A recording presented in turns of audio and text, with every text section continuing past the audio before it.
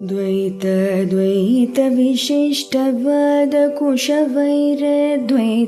भकृर्चितं सार विचारचारुमनसं सङ्खावतं वल्लभम् स्वाप्तानाप्तसमस्तजीवसदयं ज्ञानाश्रयमाश्रयम् स्वाप्तानाप्तसमस्तजीवसदयं ज्ञानाश्रयमाश्रयम् वन्दे द्वैतगुरुं जगतां धीशङ्करं शङ्करम् वन्दे द्वैतगुरुं जगतां धीशङ्करं शङ्करम्।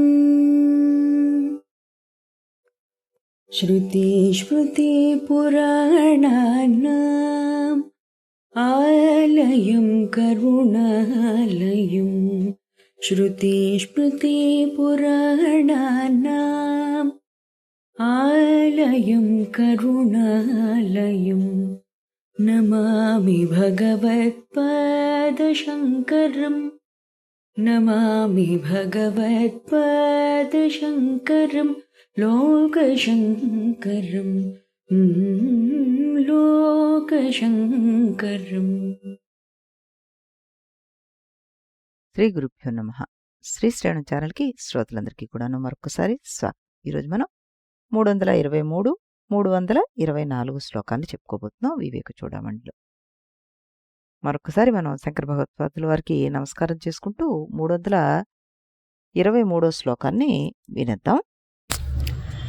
న ప్రమాదాదనర్థో అన్యో జ్ఞానిన స్వస్వరూపతః తతో మోహస్తతో హంధీః తతో బంధస్తతో వ్యధా.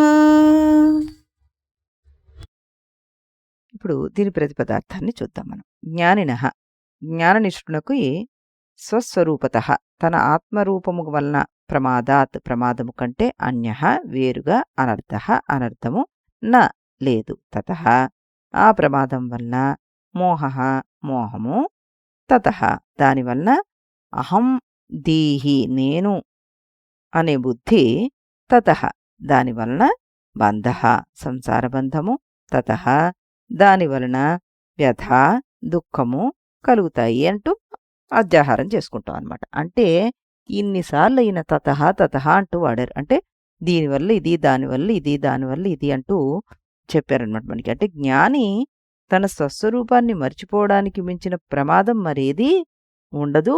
దీనివల్ల మోహం, మోహం వల్ల అహం బుద్ధి, దానివల్ల బంధం, బంధం వల్ల వ్యథ ప్రాప్తిస్తాయి అంటూ ఇందులో చెప్పడం జరుగుతుంది మనకి. ఇక్కడ మనం అర్థం చేసుకోవాల్సిందంటే ఏంటంటే 22వ శ్లోకంలో శంకర భగవత్పాదులు వారు గంభీరంగా హెచ్చరించారు మనకి. ఏమిటది? ప్రమాదో బ్రహ్మనిష్టాయాం నా కర్తవ్య ప్రమాదో మృత్యుహు అన్నారు. ఇప్పుడు ఈ మాటను మరింత స్పష్టంగా మనకి వివరిస్తున్నారని చెప్పుకోవచ్చు. ఒక సాధకుడు అడిగితే, స్వామి ఈ ఒక్క ప్రమాదం వల్ల ఇంత పెద్ద నష్టం ఎలా జరుగుతుందండి అంటూ అని అడిగితే అప్పుడు ఆయన సంసార పతన క్రమాన్ని, ద చైన్ ఆఫ్ ఫాల్ ఏదైతే ఉందో దాన్ని తెలియజేస్తున్నారనమాట. భగవద్గీతలో మనకి నిన్న చెప్పుకున్న శ్లోకాలే ఇక్కడ మళ్ళీ మనం చెప్పుకుంటే ఏది ధ్యాయతో విషయాన్ పుంసః అన్న శ్లోకాల్ని మళ్ళీ మనం ఇక్కడ కనుక చెప్పుకుంటే అది కరెక్ట్గా అనుసంధానం అయిపోతుంది మనకి. అయితే జ్ఞాన సాధకుడు తన స్వరూపమైన బ్రహ్మనిష్ట నుండి జారిపోవడం కంటే పెద్ద అనర్థం ఏదీ లేదంటున్నారు కదా ఈయన. ఆ ప్రమాదం వల్ల మనకి మోహం వస్తుంది, ఆ మోహం వల్ల అహంకారం పుడుతుంది, ఈ అహంకారం వల్ల బంధం ఏర్పడిపోతుంది, బంధం వల్ల దుఃఖాలు కలిగిపోతాయి అంటూ చెప్తున్నారు ఇక్కడ. ఈ శ్లోకం ఒక ఆధ్యాత్మిక పతన క్రమాన్ని మనం ముందు ఉంచుతోందని చెప్పుకోవచ్చు. ప్రమాద అన్నారు అంటే ఒక చిన్న అజాగ్రత్త, ఇంతవరకు వచ్చాను కదా అనే నిర్లక్ష్యం బ్రహ్మస్మృతిని కొద్దిసేపు సడలించేలా చేస్తుంది. మోహం ఆత్మశృతి తగ్గిన వెంటనే ప్రపంచం మళ్ళీ నిజంలా కనిపించేలాగా చేసేస్తుంది. శరీరం నేనే అన్న భావం మళ్ళీ బలపడిపోతుంది మనకి. అహం ధీహి మోహం వచ్చిన వెంటనే మనకి నేను కర్త, నాకే ఇది జరిగింది, నాది ఇది అనే అహంకారం మనకి వచ్చేస్తుంది. బంధం ఈ అహంకారం వచ్చిన చోటే మమకారాన్ని వచ్చేలా చేస్తుంది. ఇంకేముంది, దాని తర్వాత మనకి రాగద్వేషాలు, కర్మలు ఇలా పేరుకుపోతాయి. ఇది పెద్ద ఉచ్చయిపోతుంది. చివరికి ఇదంతా కూడా ఒక వ్యధ, భయం, శోకం, కోపం, అసూయ, అసంతృప్తి ఇవన్నీ కూడాను ఈ వ్యధల కిందకు వచ్చేస్తాయి. జాయతో విషయాన్ పుంసః సంగస్తేషు ఉపజాయతే, సంగస్సంజాయతే కామః, కామాత్ కామాత్ క్రోధోऽభిజాయతే, క్రోధాద్భవతి సమ్మోహః, సమ్మోహः స్మృతివిభ్రమः, స్మృతిభ్రంశాద్ బుద్ధినాశో, బుద్ధినాశాత్ ప్రణశ్యతి అంటారు భగవద్గీతలో. విషయ చింత, సంగం, కామం, క్రోధం, సమ్మోహం, స్మృతిభ్రంశం, బుద్ధినాశం, పతనం ఇవన్నీ శ్రీకృష్ణ పరమాత్మ చెప్తే, శంకరాచార్యుల వారు ప్రమాదము, అజాగ్రత్త ఏదైతే ఉందో మోహం, అహంకారం, బంధం, వ్యధ అంటూ ఇంకొక రకమైన పదజాలాన్ని వాడినా ఈ రెండు ఒకే సత్యాన్ని మనకి బోధిస్తుంది అనమాట. బ్రహ్మస్మృతిని కోల్పోవడమే పతనానికి ఆరంభం. ఉద్ధరేత్ ఆత్మనా ఆత్మానం నా ఆత్మానం అవసాదయేత్, ఆత్మ ఏవ హి ఆత్మనః బంధుః, ఆత్మ ఏవ రిపుః ఆత్మనః అన్నారు కృష్ణ పరమాత్మ. మనుష్యుడు వివేకయుక్తమైన మనస్సుతోటి తనను తాను సంసారం నుండి ఉద్ధరించుకోవాలి అంటే యోగారూఢుడు కావాలి. ఎన్నడూ కూడాను విషయాసక్తిని పొందకూడదు. ఎందుకంటే శుద్ధమైన మనస్సే మనుజుడికి యథార్థమైన హితాన్ని చేకూర్చే మిత్రుడవుతాడు, ముక్తికి కారణమవుతాడు. విషయాసక్తి అయిన మనస్సే మనుజుడికి పరమశత్రువు, అదే బంధ కారణము అంటూ మనకి మధుసూదన సరస్వతి గారు చాలా చక్కగా చెప్తారనమాట. ఇతరులైన మిత్రులను స్నేహప్రీత్యాది బంధాలతోటి ముక్తికి సహాయపడడానికి బదులుగా ప్రతికూలం అవుతుంది ఇది అంటూ చెప్తారనమాట శ్రీమద్ భాగవతంలో. ఈ శ్లోకం మనకి మనస్సు జాగ్రత్తగా ఉంటే మిత్రుడు అది, ప్రమాదంలో పడితే శత్రువు అది అంటూ చిన్నగా చెప్పేసుకోవచ్చు మనం ఇక్కడ. బృహదారణ్యకోపనిషత్తులు మనకి ద్వితీయాద్వే భయం భవతి అంటూ ద్వైతం వల్లనే మనకి భయం కలుగుతుంది. మోహం అంటే ద్వైతమే మనకి. ద్వైతం వచ్చిన వెంటనే భయం నుండి వ్యథ. ఇది ఈ శ్లోకానికి భావం మనకి. నహుష మహర్షి తన పుణ్యంతో ఇంద్రపదవిని పొందుతాడు. చిన్న అహంకారం, చిన్న అప్రమత్తత అతన్ని నేను గొప్పవాడు అనే భావం వచ్చేలా చేస్తే ఆ మోహం వల్ల మహర్షి అవమానింపబడ్డారు. చివరికి పాముగా జన్మించడానికి కారణమయ్యాడు. ప్రమాదం అంటే నేను బ్రహ్మనిష్టతో ఉన్నాను నేను అనేది ఆయన ఎప్పుడైతే ఆ ఇంద్రియాల దీనికి లొంగిపోయారో మోహం, అహంకారం, బంధం, వ్యధ వరుసగా తన సైకిల్లో వచ్చేసాయన్నమాట. ఇదే శంకరాచార్యులు వారు చెప్పిన క్రమం మనకి. ఒక చిన్న పడవను సముద్ర తీరానికి కట్టిన తాడు ఉందని ఊహించుకోండి. ఆ తాడు ఒక్కసారిగా తెగదు. మొదట చిన్న పగులు వస్తాయి, తర్వాత తాడు బలహీనం అవుతుంది, చివరికి అల ఒకటి వస్తే పూర్తిగా తెగిపోతుంది. అలాగే ప్రమాదం మొదట చిన్నదిగా కనిపిస్తుంది, దాన్ని నిర్లక్ష్యం చేస్తే అది మోహం అహంకారంగా, అహంకారం బంధంగా మారిపోతుంది. అల్పమైన తప్పును నిర్లక్ష్యం చేస్తే అది తరువాత పెద్ద అపాయానికి దారితీస్తుందంటుంది సుమతి శతకం. శంకరాచార్యుల వారు ఈ విషయాన్నే మనకి స్పష్టం చేసేసారు ఇద్దరు. ఇక్కడ జ్ఞాని అంటే పరిపూర్ణ బ్రహ్మజ్ఞాని మాత్రమే కాదు, బ్రహ్మనిష్టలో స్థిరపడాలని ప్రయత్నం చేస్తున్న సాధకుడు కూడా అంటూ మనం దీన్ని చెప్పుకోవచ్చు అనమాట. ఒక గురువు తన శిష్యుడిది ఒక చిన్న చీలిక ఉన్న కుండ చూపించట. శిష్యుడు అన్నాడు, ఇది పెద్ద సమస్య కాదు అని. ఇప్పుడు ఇది చిన్న చీలికేనయ్యా, రేపటికి మొత్తం కొండ పగిలిపోతుంది అన్నాడు. అలాగే ఆధ్యాత్మిక జీవితంలో ప్రమాదం ఎప్పుడూ చిన్నదిగానే మొదలవుతుంది, కానీ ఫలితం చాలా పెద్దదిగా ఉంటుంది.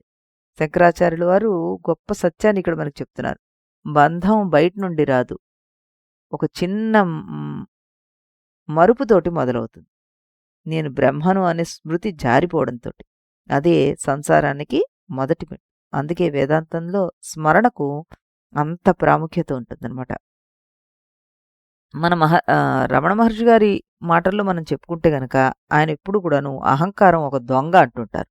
దాన్ని ఒక్క క్షణం కూడా గమనించకుండా వదిలేస్తే అది మళ్ళీ ఇంటినంతా ఆక్రమించేస్తుంది చూడు అంటూ. సంసారం ఒక్క రోజులో రాలేదు, ఒక క్షణం ప్రమాదంతో మొదలైంది. అది బ్రహ్మస్మృతి కొద్దిగా జారిందంతే. ఈ రకంగా మనం ఈ శ్లోకాన్ని అర్థం చేసుకోవచ్చు. ఇక్కడ చిన్మయానంద స్వామి వారి వివరణ ఏమైనా ఉందేమో ఒకసారి. ఇక్కడ ఆయన ఏం చెప్తున్నారంటే, సాధకుడు తన స్వరూపాన్ని మర్చిపోవడానికి మించిన ప్రమాదం మరేదీ లేదు అంటూ ఈయన కూడా చెప్తున్నారు. సత్యాన్ని గ్రహించని అజ్ఞానం నుండి అన్యదా గ్రహణం ఎలా వస్తుందో ఇదివరకే మనం తెలుసుకున్నాం. ఒక జ్ఞానికి తన ఆత్మను మరిచిపోవడం కంటే ప్రమాదం మరేదీ ఉండదు. దీని నుండే కష్టాల పరంపర ప్రారంభమవుతుంది. ఫలితంగా బంధంలో పడిపోయే ప్రమాదం చాలా ఉంది అంటున్నారు. తను తాను మరిచిపోవడం నుండి మోహం పుడుతుంది. దాని నుండి అహం బుద్ధి పుట్టేస్తుంది. ఈ అహంకారమే బంధనానికి దారితీస్తుంది. బంధం నుండి వ్యధ ఉద్భవిస్తుంది. జరామరణాది జన్య వ్యధ, దేశకాలాల చేత పరిమితమైన వృద్ధాప్యం, మరణం మొదలైన వ్యధలన్నీ బంధం వల్ల అనుభవింపబడ్డవి అంటూ చెప్తూ, మనస్సులో అనేక కోరికలు పుట్టుకొస్తాయి. వాటిని తీర్చుకోవడం కోసం ప్రయత్నం చేస్తాం. కోరికలు కోరడం నుండి ఎన్నో దుఃఖాలు, బాధలు బయలుదేరిపోతాయి. కోరికలు తీరినా ఇంకా మరెన్నో తాపత్రయాలు మళ్ళీ మొదలైపోతాయి. సంపాదించిన వస్తువుల్ని రక్షించాలని, కలకాలం శాశ్వతం చేసుకోవాలని తపన పుడుతుంది. అయితే దేశకాలబద్ధమైన ప్రాపంచిక వస్తువులన్నీ కూడాను కాలంతో పాటే మార్పు చెంది నశించే స్వభావం కలవి కాబట్టి మనకి ఈ విధమైన దుఃఖం వస్తుంది అంటున్నారు ఈయన. కాబట్టి ఆ సత్యాన్ని మనం గుర్తించి ఎప్పుడు ఈ బ్రహ్మస్మరణని మర్చిపోకూడదు అంటూ చెప్పడం జరిగిందనమాట. ఇప్పుడు మనం మరో శ్లోకాన్ని కూడాను వినేద్దాం. 324వ శ్లోకాన్ని. విషయాభిముఖం దృష్ట్వా విద్వాంసమపి విస్మృతిః విక్షేపయతి ధీదోషైః యోషాజారమివ ప్రియం. ఇప్పుడు దీని ప్రతిపదార్థాన్ని చూద్దాం. ఇక్కడ ఏం చెప్తున్నారు ప్రతిపదార్థం అంటే, విస్మృతి స్వస్వరూపమును మరుచుట, విద్వాంసమపి పండితుణ్ణి కూడా, విషయాభిముఖం విషయముల వైపు దృష్ట్వా చూచి, ధీ దోషై బుద్ధిగత లయ విక్షేపాది దోషముల చేత ప్రియం ఇష్టుడైన జారం విటుని యోషేవా స్త్రీవలే విక్షేపయతి కలత పెట్టుతోంది అంటూ దీనికి ప్రతిపదార్థం వచ్చింది.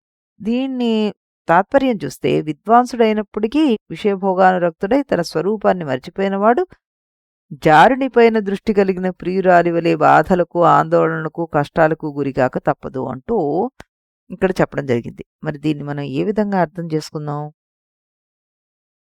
ప్రమాదం వల్ల మోహం, మోహం వల్ల అహంకారం, అహంకారం వల్ల బంధం, బంధం వల్ల దుఃఖం. ఈ ప్రమాదం ఎలా ప్రారంభమవుతుంది?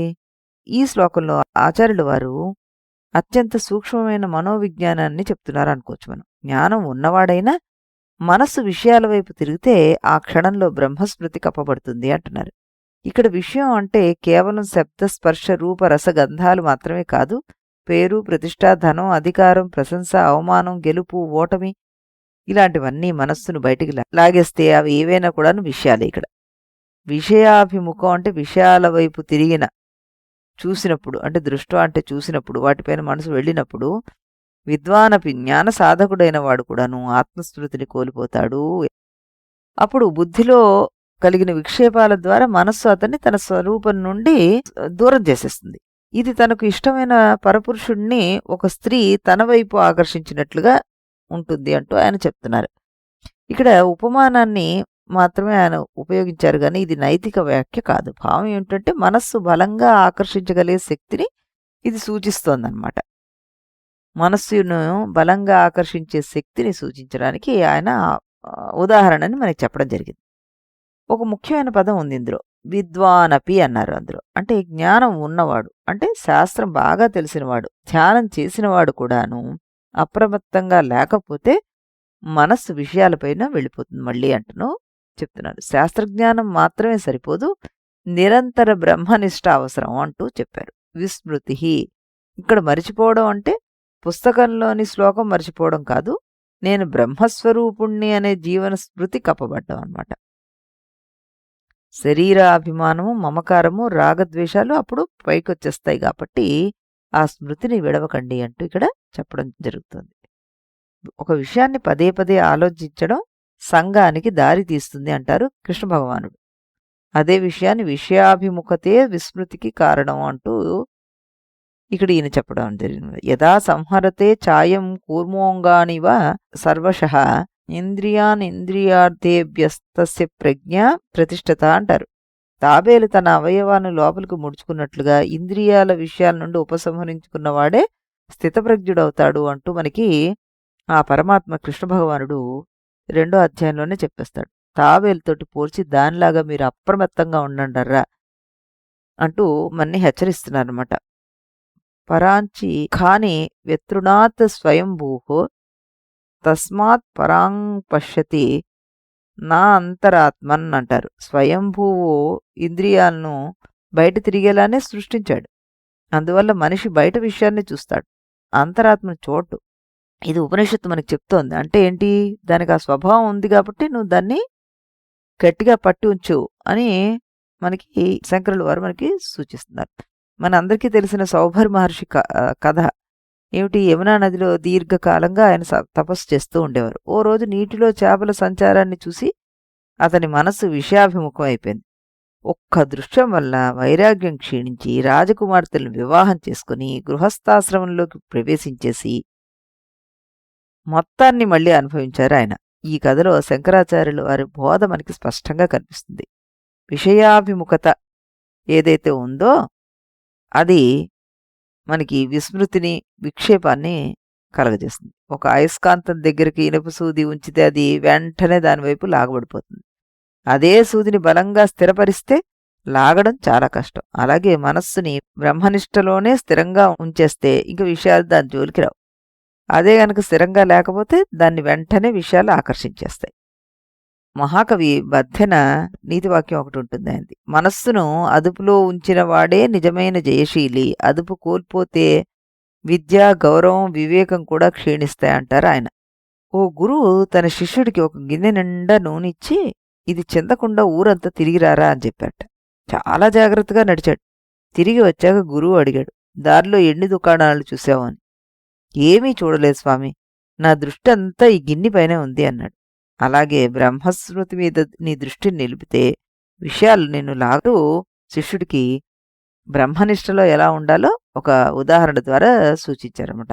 ఇక్కడ ఏంటంటే విషయాలకు మనం బానిస కాకూడదు అంటూ తెలుసుకోవాలి. జ్ఞాని ప్రపంచంలోనే ఉంటాడు, కానీ ప్రపంచం అతని మనసులో నివసించదు. రమణ మహర్షి మనసు బయటికి వెళ్తే బంధం, తన మూలానికి తిరిగి వస్తే ముక్తి అంటారు. ప్రమాదం ఒక్కసారిగా ఏమీ రాదు మనకి. ముందు మనస్సు విషయాల వైపు చూస్తుంది, తర్వాత ఆత్మశృతి మసగబారిపోతుంది. ఇంకేముంది? అహంకారం మళ్ళీ చివ్వున బయటకు వస్తుంది. అందుకే ఇంద్రియాలను బలవంతంగా అణచమని కాదు, బ్రహ్మస్మృతిని గట్టిగా బలపరచమంటారు మని శంకరుల వారు. బ్రహ్మస్మృతి బలపడితే విషయాలు బలహీనపడిపోతాయి. సూర్యోదయం అయినప్పుడు నక్షత్రాలు కనిపించినట్లే ఆత్మజ్ఞానం ప్రకాశించినప్పుడు విషయాశక్తి తన శక్తిని కోల్పోతుంది. చక్కగా మనం ఈ శ్లోకాన్ని కూడా అర్థం చేసుకోవడానికి ప్రయత్నం చేశాం. ఆ మహానుభావుడి కృప మన మీద ఈ విధంగానే ఉండాలని కోరుకుంటూ మళ్ళీ మనం రేపు ఇదే సమయానికి ఇదే ఛానల్లో మరో 2 శ్లోకాలతోటి కలుద్దాం. అంతవరకు సెలవు. इति गुरुवाक्यम् इति गुरुवाक्यं विधि वेदान्तं विदितारकमिति ब्रह्ममु इति गुरुवाक्यं विधि वेदान्तं विदितारकमिति ब्रह्ममु इति मोदलिदि नडुमिदि तुदि తెలిసిన వాడెవడుగా ఇది మొదలిది నడుమిది తుది తెలిసిన వాడెవడుగా ఇది గురువాక్యం విధి వేదాంతం విదితారకమితి బ్రహ్మము ఇది గురువాక్యం.